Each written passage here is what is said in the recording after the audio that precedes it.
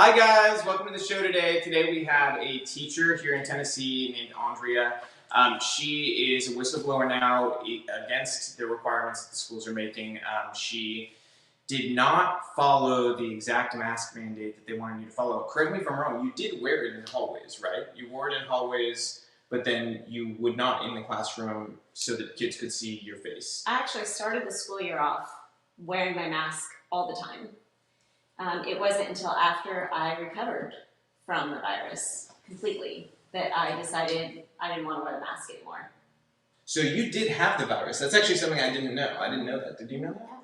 Yeah. So you had the virus, and actually, I wish I'd known that because a study just came out today that showed that you'll have years of antibodies at the very least, which is, all these studies you have to take with a grain of salt because the reality is nobody's had it for years, so how do they even know that? But this is their best guess through the studies. It's going to be at least years of antibodies. So I want to just read some of the things here that have occurred, and then you're going to tell me sort of what the process has been like, what happened. So you taught English as a second language to students. That seems like to me a job where people would need to see your face. Absolutely. They need to see your lips, especially if a student does not speak English when they come, which I'm assuming some of the kids are like that, right? They because my mom, when she came to America, she couldn't speak English. She spoke only Spanish. My whole family, actually, none of them spoke English. And so they had a teacher a lot like you that slowly taught them English. And I can't imagine how difficult it would have been for them to learn if they couldn't see the person's lips. So that's step one. That was your sort of reasoning for not wearing it in the classroom. That was my initial concern before school even started, and I did have a private conversation with one of my administrators about that, and she understood, and she acknowledged that I would probably need to be pulling my mask down to teach the language, the sounds of the language. Mm-hmm. Okay, and so you're not the only teacher. There are other teachers, but they face some potential ramifications for coming on camera. You're sort of leading the charge and throwing caution to the wind and saying, this is important enough that I don't care, I'm going to go on camera. Yes. No matter what happens, I'm fighting for this. Because at the end of the day, if you had to define what you're fighting for, how would you define it? Freedom to make my own decisions, my medical decisions, and not just for me, but for my own children. Yeah, and for your students, right? Yeah, I mean, no parent should have this choice removed from them by the state. So, in the eyes of the school district that you were teaching at, even being 6 feet away and having that down while you're teaching, kids are all at their desks and they have masks on, right? Mm-hmm. Yes. That was unacceptable. Yes. Well, and I think that's a school by school decision. Yeah. There were schools that absolutely said, never pull your mask down at any moment. And then there were administrators who gave teachers permission if you're standing up at the front of the room and your students are all seated and you need to pull your mask down to say something so it can be clear, you can do that. And that was just very much an administrator. This sounds a lot like everything with coronavirus. It doesn't make any sense. Right. So there's no uniform actual policy. It's just like, hey, you know what, at this school, we're going to say no. But at this school, maybe. And at this school, absolutely. That doesn't seem like there's good administration happening in terms of the decision making. Like they're not making clear decisions here. So I want to ask you though, how did this develop for you as research developed? Because I understand the initial sort of stance of like, hey, they need to see my lips. But at a certain point, did it become more than that? Yeah, well, absolutely. I noticed every day my frustration level kept rising. Every day walking into a school building and seeing the signs everywhere about the masks being required and seeing children every single day, filing in and wearing their masks and watching my kids put masks on every morning. And then watching teachers constantly reprimanding children for, pull your mask up, cover your nose, and it was wearing me down. So yeah. I initially was like, okay, I'm going to wear the mask, thinking it wasn't going to be a forever thing. Yeah. As the weeks went on and I recovered from the virus, and I said, I'm not a threat to anybody, and I miss smiling at my students. I miss that interaction and having my kids see my face. Yeah. There's such a human component there that is being left out. Yeah. So I just got to the point where I was like, you know what? It's Freedom Week. Yeah. It's Freedom Week. I have a right to make this decision myself, and I'm just going to start exercising that right today. Yeah. Can you talk a little bit about the social, emotional ramifications that you've seen within children? You know, how have these mask mandates affected their socialization, their friendships, just the overall school culture? So I think from my perspective as a mom, I think would be the most powerful thing is watching how my kids have decided they want to go ahead and comply with the mandate and wear their masks, even though they have an exemption through the school system. But they're doing it because they don't want to be singled out. They don't want to be bullied by their peers and by teachers. And I think that's what's been very revealing is you're now seeing teachers bullying kids for not wearing their mask, or the ones that have a mask exemption are being treated differently than the ones that don't. And it's sad. It is so sad. I actually had a first grader who had his mask down, and when we went to walk back to class, I said, "You should probably put that back on." And he said, "But I like to breathe." First grader. I mean, sometimes, you know, the wisdom of kids could teach us a lot, because that's something I've heard similar comments. You know, I think what's really sad is we've hit kids with so much propaganda, so many things they need to do, and so many ideas at once. The damage I think we're doing to them is immense, and I think it's going to take a long time to really weed through exactly how much damage we've done, because you look at you know, things like there's an app, Go Noodle, and I'm not going after a specific app or a specific thing, because there's a bunch of, they're all doing this, you know, for the most part. But they have this video, you know, kids watch those things to learn the ABCs and stuff like that, and they slip in their video that is, how does it go? It's. I don't remember the song, but our littlest one came home singing it. It's the hand washing song she called it. You know, and it's essentially like, I love my mask keeps me safe, we're all friends, 6 feet apart. I mean, and no, it's like, what do you say when a friend comes close? Say 6 feet away. 6 feet you know, away. things like that, and Right. It's like, you love your mask, it keeps you safe. And we're it's teaching like this whole children thing. to look at their peers as other human beings with souls, as disease vectors, to Yes. fear connection, to And that's fear, dangerous. you know, trusting relationships, friendships, to fear the essence of who we are as human beings. How dangerous do you see that in the students when you were teaching in school? Do you see them treating each other differently, as if they're disease vectors instead of friends? I didn't witness that because I really kind of isolated, kind of operated in my own little bubble. Yeah. I only really had like 10, 12 students at one school.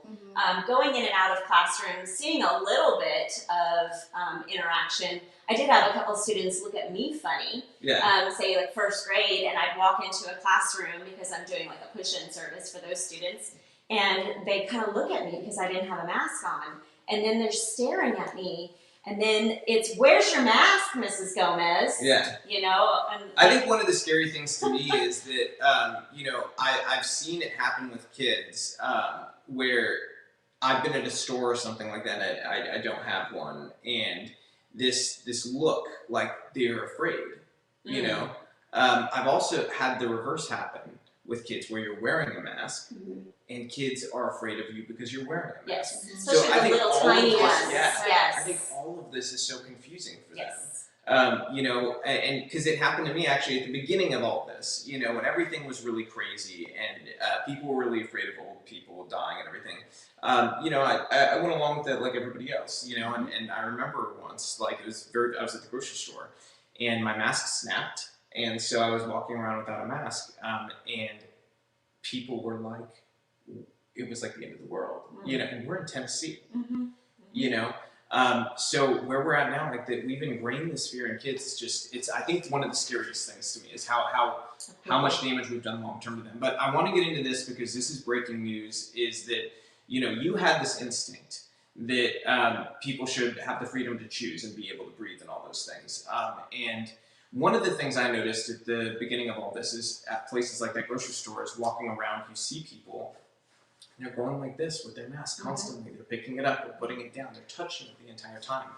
And logically, you know that if you're touching your face all the time, you're more likely to spread disease.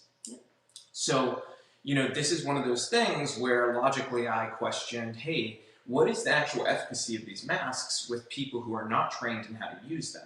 Because I don't doubt that if everybody was like, they were just perfect with how they use them and they were all using the right kind of mask at the right time and all those things, that maybe you'd have some benefit. But the reality is, no, that's not going to happen. That's not how this works.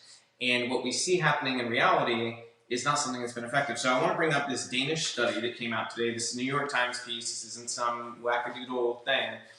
New York Times, so researchers in Denmark reported on Wednesday that surgical masks did not protect the wearers against infection with coronavirus in the largest randomized clinical trial that they've done. This study, before we get into it, it was finally published in the Annals of Internal Medicine, but what's interesting about it is this study has been ready to be published for months. The Lancet, the New England Journal of Medicine, the Journal of the American Medical Association, and others refused to publish this study because it didn't fit the status quo.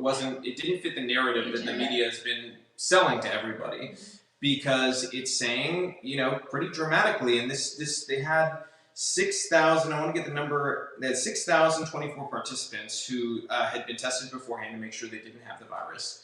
And half of them, they had to wear it, and then the other half of the control group didn't wear it.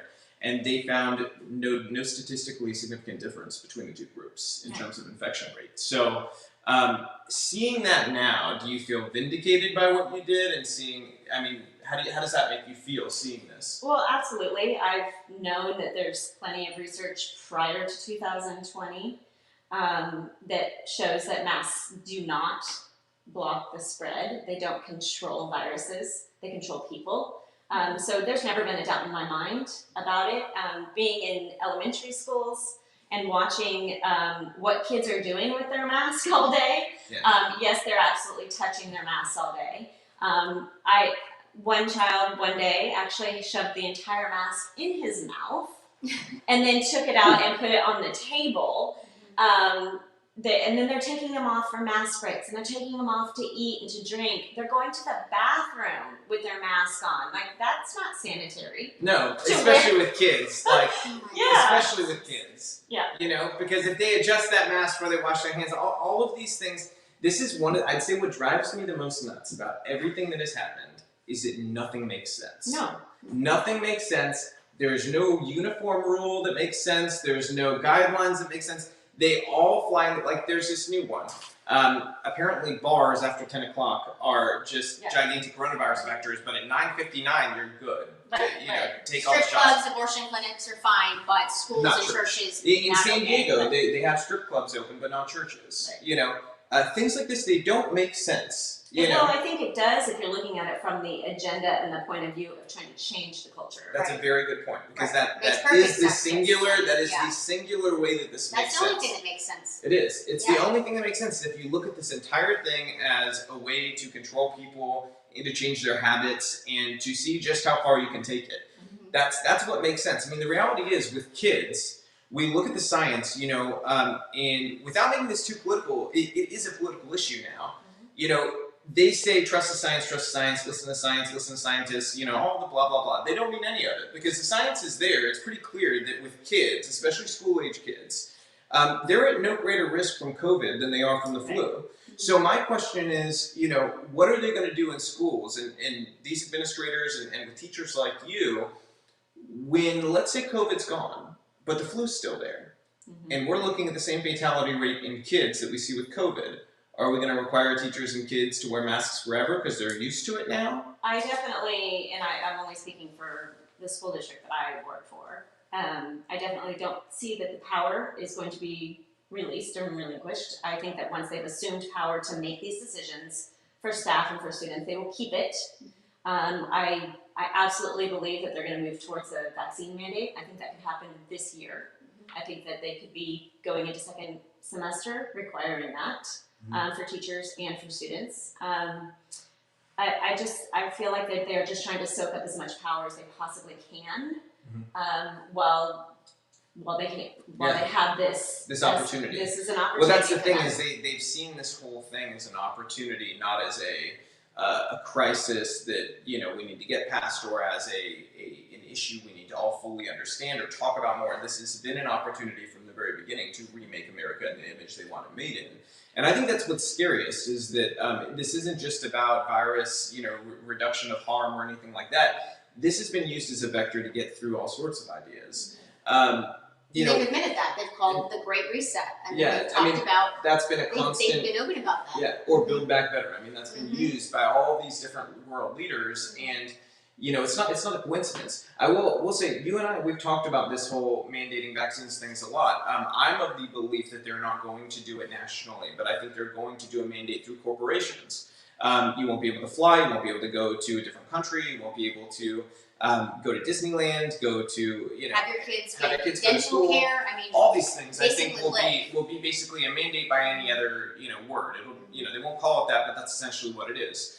And I think what we have to understand here is it's not really a matter of do you want it or not.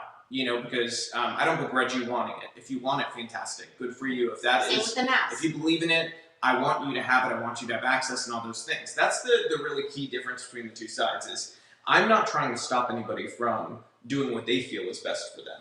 I want them to do what they feel is best for them, because I think everybody's an adult able to look at this and decide for themselves what risk they feel comfortable taking I've made or it not. 47 years making my own choices. Yep, and we decide those risks every day that we take. Yes. When we get in the car to go to the grocery store, we decide it is worth it to go get food, to take the minute risk that we'll get in an accident. And the word safe for me is like the new 4-letter word. I'm so tired of how we're going to make everything safe. And I mean, the world we live in, there isn't completely safe. There's not.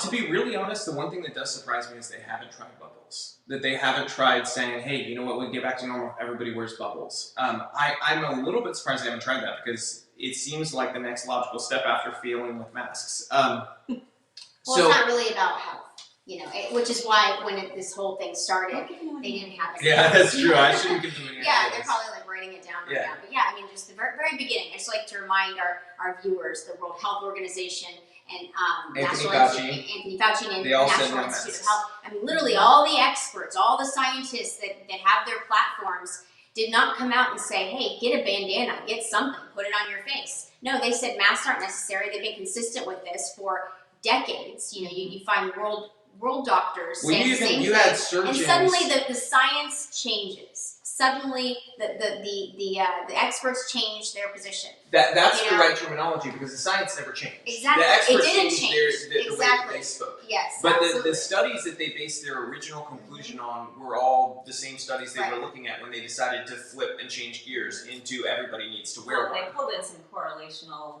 type studies.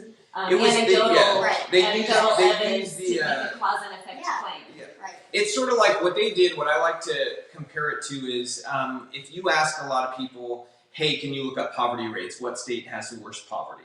If you go and you Google right now, you're going to look it up, and it's going to be a bunch of Republican states. What they don't tell you is that they don't control for cost of living when they make that list. Okay. When you control for cost of living. So basically that original list that says Republican states are the ones with the most poverty, it assumes that an apartment here or let's say in Alabama, is the same as New York, okay? Which is just, it's ridiculous. Okay.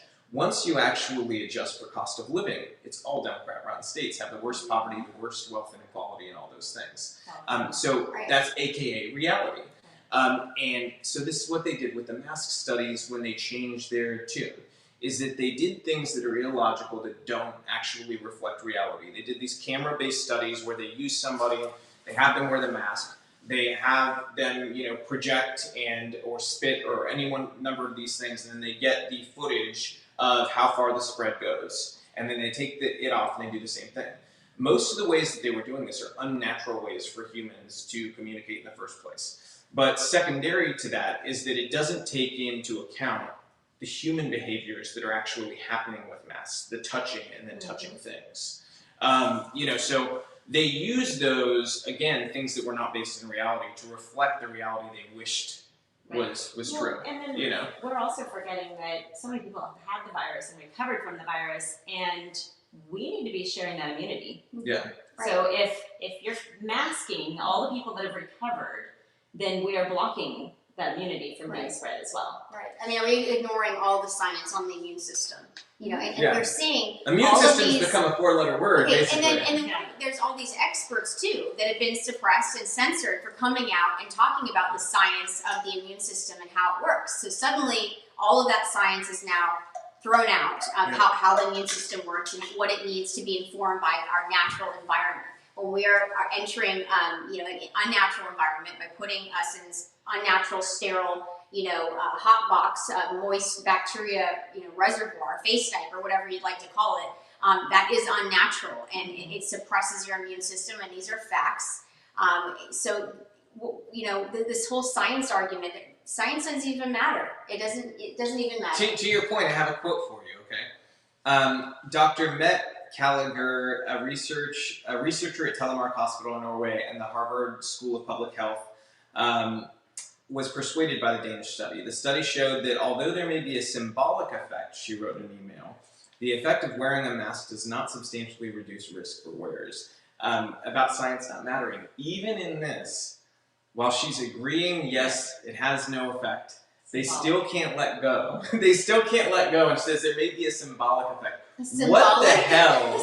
What the hell is a symbolic effect? Because it is not based in science, okay? A symbolic effect. So do you guys have any sort of take on what a symbolic effect from a mask is? That's the virtue signaling. Yes. It makes I'm a people good feel person, better. I care about you, and if I don't have a mask on, I'm a jerk. And I would rather be a jerk that's living in reality than somebody who wants to pretend they're a good person.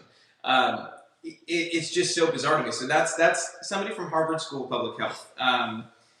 The researchers, they said, our study gives an indication of how much you gain from wearing a mask, said Dr. Henning Budgaard, lead author of the study and a cardiologist at University of Copenhagen. What you gain is, quote, not a lot. So you obviously made good decisions when you did what you did. Can you walk us through what happened? How were you reported? And what was the process to you now being suspended without pay, and what kind of communication have you had with your school district? So it was a Monday, I believe, and I had been mask-free for maybe since the Tuesday before. I went to my first school. I only have one student in the building. At that school, many students chose the online option. So I really only had one student to work with, so I went there for the first hour of the day. I had already been there not wearing my mask for a few days, and then on this particular day I saw the 4th grade teacher in the hallway, and she questioned me. She said, "Do you have an exemption?" I said, "No." And she said, "You're just walking around without a mask on?" And I said, "Yeah, I'm exercising my right to make my own health decisions." She didn't like my answer. She huffed off, and I went about my day and just as cheerful and, That's interesting. The happiness thing is interesting to me as a side note. Like, oh my gosh. We tend to be happy people. The sign of white supremacy now. They did actually call it that. And they just seem so angry all the time. Oh yeah, absolutely. And the day I decided to stop wearing my mask was like the best day ever because I felt free, I felt lighthearted, I was smiling at my students and they could see me smiling back at them. I was smiling at people in the hallway and several people had stopped and said, "So you're not wearing your mask, like what's going on?" And I would say, "Yeah," and I would whisper and they were like-minded and they were like, "You go, good job," like, yeah. I'm proud of you. And so I got a lot of that. But at this particular school is a little more strict. So I had been in the classroom and working with my student, and the teacher said, "Can I talk to you in the hallway?" And she, at that point, tried to ban me from her classroom as if it was her private property, right? "Well, you're not welcome in here anymore without your mask." Wow. And I said, "Are you telling me that I cannot provide services for my student that they are legally entitled to?" And she's like, "No, you're not providing. You're the one that's blocking that because you're not wearing a mask." And I was like, "Well, I'm here. I can take my student back to my office, and I'd be happy to do that and not work in the classroom." And she was like, "No," And so she's like, "You need to go talk to the principal." And I said, "You're welcome to contact the principal if you'd like to," and she did. So I met the principal in the hallway, and she questioned me about not having a mask on, and she says, "Well, I'm going to have to ask you to leave the building, and you can only come back with your mask on." And we kind of had a conversation, and she's a very nice person. She was not rude to me at all. And so our conversation basically went, I have a right to make my own health decision. This is how I breathe. That's an inalienable right from God. And no superintendent or school district should be taking that right away from anybody. And her words back to me were, but you don't have to work here. And I said, so I have to give up my rights to make my own health choices, my right to breathe in order to be a public school employee in this I'm going to district. disagree with you on her being rude. Well, she said it, I mean, she said it in a very nice way. She said it in a nice way that you could not have a job. Right. She was trying to make it that it was my choice to work there, but this has never been something that you had to take on as a public school teacher, that you had to give up your right to make your own health decisions. The mask is not clothing. It is a medical device. Yeah. And someone telling you that you have to wear a medical device is they are making that choice. That's the state telling you that they get to choose for you. The next step is forcing you guys to have a COVID vaccine, which if we want to talk about the logical sort of issues around that, you would look at the testing time we've had. Yeah, there's, even if you are 100% pro-vaccine, you're 100%, you have no questions about efficacy, any of that stuff, you still know that in this time period, this is the most rushed vaccine in history. Yes. You have not had the opportunity to have even a year of safety studies, long-term, looking at complicated scenarios, like what if somebody has lupus and they have this, or what if they have, cardiac issues and they have this. We haven't had the opportunity to look at that over the course of a year. These are valid concerns for any human being to have just on a scientific basis. This doesn't even get into religious issues or any of that other stuff that some people will want to get into, because people want to get into the weeds on things that they can argue about. You can't argue about this part, that there are valid reasons to have scientific concerns about the most rushed vaccine in history. And so forcing people to inject themselves with something that they have not been able to independently verify, they've not been able to look at, there just simply has not been the time, is something that seems like a gross violation of people's rights. So is that something that you, not only you, but have you heard from other teachers that there's a concern about this? Oh, absolutely. And I have many teachers who said, well, that's it, then I'm done. If they're going to force me to take a vaccine, I'm not taking it, I'm done. I don't know how many people will follow through with that, because I think at the end of the day, a lot of people are relying on, healthcare and income. And I do want to say this, that all of these school closures that we're dealing with, for say 6 students in an entire high school where my son goes, 6 positive cases among students, and they shut the whole school down for 6 positive cases. And they shut it down for, till after Thanksgiving. They are setting the stage and preparing us for, well, if you want things to go back to normal, you're going to have to take the vaccine. Yeah. But here's the thing, is I don't think that getting the vaccine is going to make the mask go away either. I think it's just adding a new layer. No, Fauci already said this. He said this week. He said, when we do this, we get into the vaccine delivery and we're vaccinating people. This does not mean that we're rolling back the other medical interventions, which includes masks. He believes they all need to be done together, which is interesting, especially with this new study, because essentially, it's actually going to give them a little bit of license to help with that argument, because they're going to say, oh, well, the vaccine is 90% effective. The mask is maybe negligibly effective. So we need to do all of them to increase our chances overall of being able to do this. So to a degree, this study, I think they'll actually try to spin in their favor and say, well, if you look at the middle ground between this and the studies we did, the middle ground is probably that it's 5% or 10% or whatever number they settle on effective. That plus the 90% from the vaccine should get us where we need to be. But I don't think anything's getting rolled back. I think this is all just about increasing control, increasing demands on people. I think there's something to be said too for conditioning and for us being conditioned to be submissive, to not question, and to be controlled, and how comfortable we are with that. Because if we're being intellectually honest, if you went a year and a half ago and said, hey, would you be willing to wear a mask every day for a year, to prevent this virus with a 99 point whatever it is now, survivability rate, would you have done that? Every single person I know would have been like, that's ridiculous. Yeah, We live in America. Are you Right. kidding me? Right. I would never do that. And put children on it, and then they're going to be exercising in it. I mean, if we'd have told people what reality would look like now, people, I feel like, would have been more clear-headed about no way, you know, if they saw it coming, which is why we're having these conversations. That goes because back to your point. people are conditioned. How comfortable people are wearing the mask, how they're buying it in different colors, and it's, you know, now a fashion accessory. I mean, children are being conditioned to think this is normal, to pressure their parents.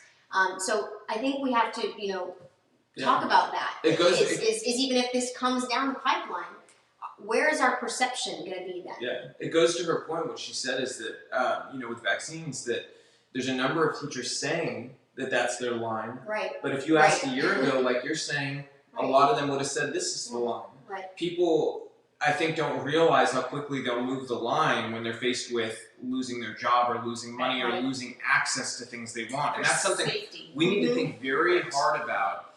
Even if you agree with certain things, even if you want to wear a mask, even if you want the vaccine, all those things, you still need to think very hard about mandates and requirements that the government makes of citizens, because even if you like the mandate of today, you may not like the mandate of tomorrow.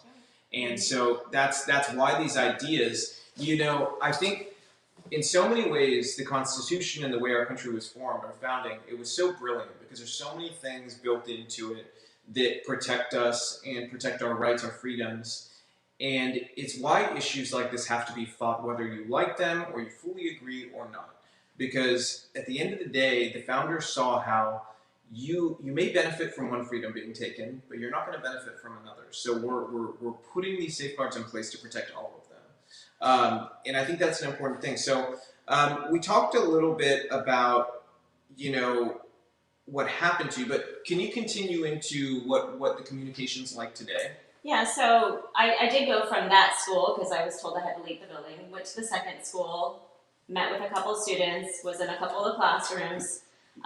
Before it was my lunch break, and I made it back up to my office, and that's when my principal showed up with an assistant principal, called me down to the front office while they spoke with HR, and I waited in the office for them to call me back to tell me I was suspended for insubordination and unprofessionalism.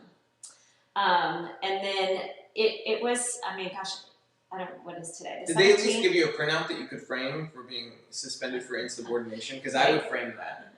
And I'm surprised they didn't give me a bracelet. You know? And they were not paying you. No, yeah, absolutely. So my income definitely is completely over through the school system. There was a long period of time. I don't remember if it was like a couple of weeks or 30 days before I actually started getting in it. And I was like asking for communication. I did go and meet with HR where they asked a few questions.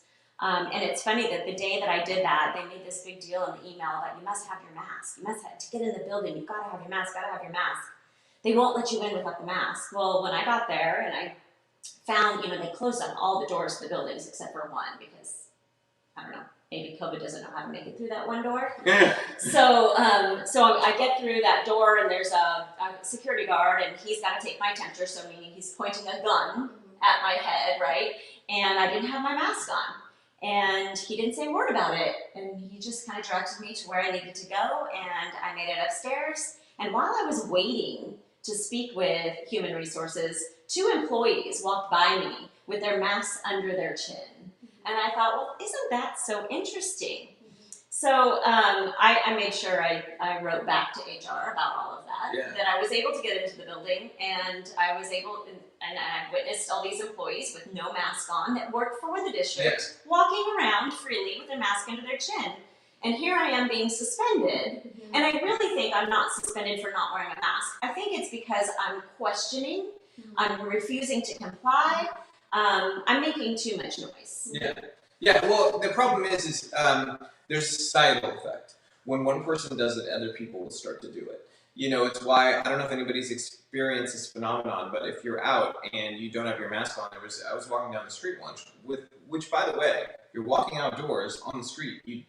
That's not even something you're required to do. You keep that distance, you don't even need to have one on. So I don't have one on. I slowly start seeing other people take theirs off when they see you don't have one. So that's one of the reasons I think that they are threatened by teachers like you, is that if you are there and you're a leader and you're doing this and you're saying, you know, I'm free. And in this district, they very much like to suppress information. I've seen teachers that have been terminated, and they just go away. They just disappear, and you never really know what happened. Yeah. Nobody ever talks about it. They squash all the stories. So going into this, I knew what the potential was going to be, and I prepared myself. I said, I'm not going to be the person that just disappears without a story. I want people to know. I want my colleagues to know why I was suspended, if that's what's going to happen. So I actually did send, while I was waiting in the office to be suspended, I was sitting in that front office, and I had already prepared an email to send out to my colleagues of what was happening in real time. Yeah. So before I actually was officially suspended, I got that email out to my colleagues, and it was seen by enough people. It was screenshot by many, so it will live on. But they did end up completely erasing that email within about 15 minutes. Wow. Yeah. Wow. That tells you everything right there. I mean, well, it's sort of like, you know, what we're seeing in big tech is like the jump to delete people's opinions in real time, or their in information. real time. You can put out a tweet, and it'll, before anybody even sees it, can be erased from. It's sort of like that. Is this fear of information that it tells you everything about the fact that everything going on right now in the world is sort of a part of an information war. Because there's people afraid of information, which is something that just should be ludicrous to everybody. Because if there's bad ideas out there, the answer to that is better ideas. You know, you want to beat bad ideas, provide better ones. And the system's not doing that anymore. Instead, all of the things that hold power or control are saying, no, we're going to choke this out. We're going to completely just suppress these opinions or these thoughts that you're having. And damn it, if you keep talking about these thoughts that you're having, we're going to take your job away. We're going to go after you in a myriad of ways. And I fully expect more. Yeah. I mean, obviously my job is gone. You know, they kind of dangled the option of me coming back. Would I wear a mask? Is there anything that, you know, we can do to compromise here? And at the end of the day, I'm not wearing a mask, and they don't want me back without a mask, so I'm done. Yeah. My job is done. As far as continuing to talk and bring these issues up, and even revealing other people's stories, which is what I feel like I need to do, is give people a platform to talk about what's going on with them, specifically teachers, parents, even students. To talk about what's really going on in public education, just starting right here in Middle Tennessee. Yeah. And reveal those stories, and people need to know. Yeah. People need to be outraged at what's going on. Yeah. I fully expect my school district. Are we saying the name of our school district? It's up to you. Yeah, Williamson County Schools. I fully expect that you're going to come after me and try to silence me and threaten me. I'm aware. That says more about the school district than it does about you. In fact, actually, if anything, what it says about you is that you know, you're having the courage to go after something that a lot of people are afraid to. Even really good people are afraid to. It's something that I think everybody has a thought process where they have to question: is this worth it? What are the ramifications going to be? And most often, people question: what are the ramifications going to be for my kids? Yes. Because that's the question we asked ourselves. We weren't so concerned for, you know, our jobs or our reputations or anything like that, but we were concerned for our kids. You know, what kind of thing are they going to face? I think there's an army of people, you know, that will support you, you know, that have risen up for us. And it just takes that leadership. It takes that bravery of people that are going to fight for the last remnants of freedom, realizing that we're doing it for them too. We're doing it for the people who are afraid, who don't know how or can't, or are just afraid to stand up. And so, you know, we are building our own ecosystems. We're going after people that are doing unconstitutional mandates. You know, Tennessee Stand is a great organization locally. You know, that model can be replicated in other states. So, you know, where can people find out more information, ways to support you? You know, because I have no doubt you're going to do some great things are going to come out of this for you. Well, I like that you mentioned Tennessee Stands, because they are working through the legal system to help make sure that we are not just reclaiming rights, retaining our rights. Yeah. So there's that. I think it's also important for people to get more involved. I think it's very easy to become complacent, especially in the #1 school system in Tennessee, is what we were told when we moved here. And this is like private school, but it's public, and so people get very comfortable and things are good, I'm gonna send my kids off, but we really need to be vigilant about what the kids are bringing home, what they're hearing in the classroom, what decisions are being made for our children, what's coming in between parents and their kids. So getting involved, educating, what's going on in your local school system, writing to, if you're in Williamson County and you're like-minded and you are not happy about what's going on, you've got to write to your school board representatives. There's a good chance they're not going to answer you. There's a good chance they're not going to do anything about it, but at least put it on record that you've done it. And put the pressure on. Yes. They deserve to have pressure on these issues. You said something in this Tennessee Star interview. You said, I feel like this is the thing for them to have power over. I'm not going to give in to that. I feel like if I don't stand up and do something about it now, I'll regret it down the road when they're telling me that I have to have a vaccine for COVID to be a teacher.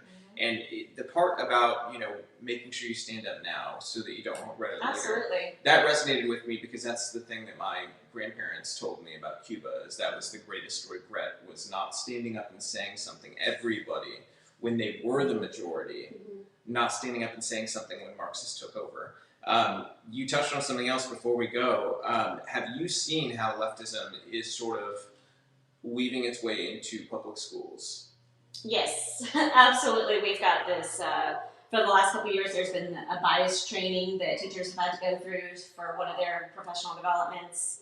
And absolutely, with some of the different platforms that we have available for Williamson County schools, everyone's got a Google Chromebook. They've got a dashboard. They've got hundreds of apps on there that they're accessing. It's almost impossible for parents to really know what their kids are being exposed to. Yeah. But I've unknowingly even exposed students to one of those apps that absolutely has that social justice mentality that they weave into everything that they produce on their platform. Yeah. And that's how it's coming through these little benign cartoon characters who are trying to educate. Yeah. But they find a way to bring that element in. Yeah. Right. And to be clear about, some of our viewers aren't conservative, so social justice, it's not social justice, it's social engineering and identity politics that they use. Yeah, it's using it to manipulate people and get them. There's no justice about it. They use keywords, and the point of it is to get kids comfortable with a certain set of words that they feel like relate to goodness and doing the right thing. And then the politicians they hear using those words are Democrats. So it's meant to condition them so that when they become voting age, they connect with those politicians who use the words that they've been primed with.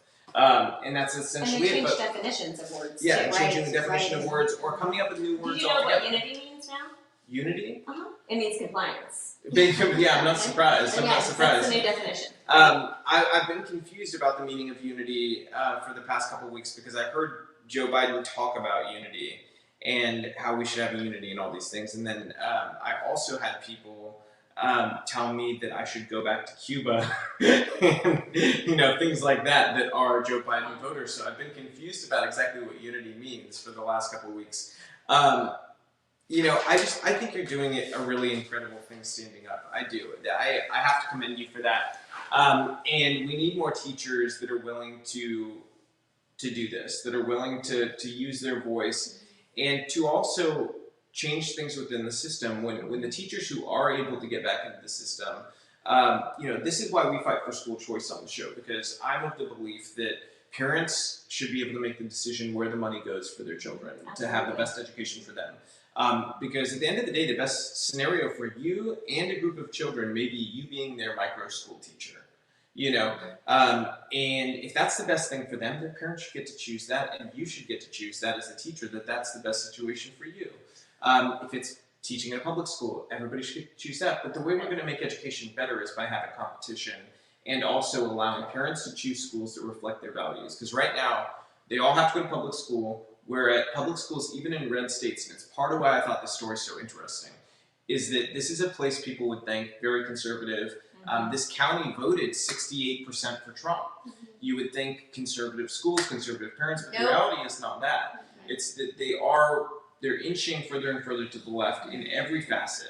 So parents need to be vigilant, and they need to use their voices, and so do teachers, to make sure that our kids are protected. And I would say it's not all the Californians that are coming to Tennessee that are inching us to the left. Yeah. The Californians that I've met have been some of the most conservative people that I've met in Tennessee. Yeah, they're political. They're political refugees. That's what I call them. I've only met one. I think I've actually only met one that is Democrats who came from California, and they're so confusing to me. But they're just here for the tax break. Yeah, they're here for the actually. I've met two. One was forced to be here, and they spent the whole time hating on Tennessee, and we were like, "Why? Move back? Yeah. Like, if you don't like it, stop trashing it. Get out of here."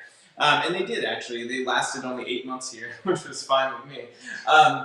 But you're correct about that. It's not. I think that there's a lot of people coming from these states that are coming for freedom. Yes. And then we get here and we're a little bit shocked that it's not quite as free as we thought. Right. Well, I think what's good for Tennessee and what's good for states like this about people like us is we've seen this happen before. We've seen the train crash before. We know what it looks like. We know what to look for. And we're warning people early enough to stop it and to make sure that this doesn't get to a place where it cannot turn around. So that's why I think what all of us are doing is really important, because we are giving that warning now to people that, look, here's what you need to do. You need to stand up. You need to say something. You need to write. You need to show up at meetings. And you need to use whatever power you have. So if you're a teacher, you're an administrator, you're in any position of power, you have the influence and ability to say something or do something to stop these left-wing ideals from getting in the classroom. And that doesn't mean I don't think right-wing ideals I don't think we should be doing any politics in the classroom. I think we should be giving kids a neutral, politically at least, education on the core subjects. That should be the intent of public school. And getting our kids prepared to compete in the real world with people from other countries. In China, they don't have this issue. They're not talking about people's ability to be pangender, pangender, to be attracted to 46 different types of goats, or whatever it is that somebody, whatever it is, they don't spend time on this stuff. In their military, they're not having arguments about, if you're allowed to have an X on your identification card. They're not, they laugh at this stuff. They think we're insane. They're focused on winning, and they're focused on dominating us. And as long as we have veered out of sort of that ideology, that sort of mindset, we're getting ourselves ready to be in a place where our kids and their generation are not prepared to be better than our generation. And that's a really scary thought, because we've had that consistently in American history, each generation better than the last. And I don't know that the next generation is going to have it better than the generation before them. And that goes back to the argument of we have to always be vigilant. We can never let our guard down, because freedom is not free. We have to fight for it. We have to always be vigilant and aware. And I would say that you mentioned teachers coming forward and having a voice, and parents and so forth, and talking more and more about what's going on in education. And I really feel like right now that's what I need to be doing, is providing that opportunity for teachers to have that voice, for parents to have that voice. So I did start my own podcast. It's called Reveal Ed. It's available on Spotify, Anchor, and soon to be on iTunes. And that's the platform I want to provide. It's not about me. It's not about my story, but it's about all the stories that are out there. So if anybody has a story of what's going on, especially in Williamson County, Middle Tennessee, something that you're seeing that's happening with curriculum, or how your child's being treated, or you're upset about the choices that are being taken away, and the state is continuing to wedge in between parents and their choices. I would encourage you to check out the podcast. I'm looking definitely to interview people and share their story, and I'm 100% committed to providing anonymity for people who feel like they need it. That's awesome. And it's Reveal Ed. Reveal Ed. Okay. That's great. Cool. Yeah. Lastly, I just wanted to mention too, a precedent is being set here. So people need to be honest with themselves. What makes you think that you're going to finally speak out when there's a COVID vaccine when you won't speak out about the mask? What makes you think that when they're facilitating schools or facilitating abortions and gender transitions and radical sex ed pleasure-based programs starting in kindergarten? What makes you think that then you're going to speak up when now we're literally muzzling our children, we're restricting our own breathing?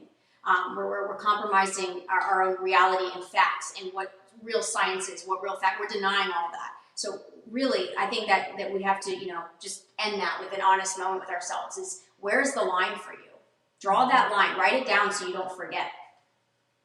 Yeah, absolutely. So thank you so much for watching, guys, and we'll be back soon. I think this is our last episode for the week, unless some kind of craziness comes up. We did 3 early in the week this week, which is not the normal schedule. So we'll be back at latest next week. If there's an earlier episode, we will post, and you guys will know. But thank you so much for watching, and I hope you all learned something today. Is there a website or an email, by the way, where people can get in touch with you if they have a story? I'm working on it. Working on it? I'm working on it. All right. If anything, if any of you guys have a story, I have an idea. If anybody is a whistleblower in your own school district, you have something like that, go ahead and email, it's GrowUp Live Show, right? GrowUpLiveShow@gmail.com, and we can forward it to her. So we'll forward whatever. If any of you guys are whistleblowers, we'll forward that to her, and she'll be happy to have you on. I know there's a lot who follow us, because when we, probably 6 months ago, we were doing something else about teachers, and we had probably 30 teachers write in that were like, had issues going on in their schools. Yeah, for their stories. Yeah. So, Thank you guys so much. We're gonna hit the button. Yep. Oh, there's a lot of people.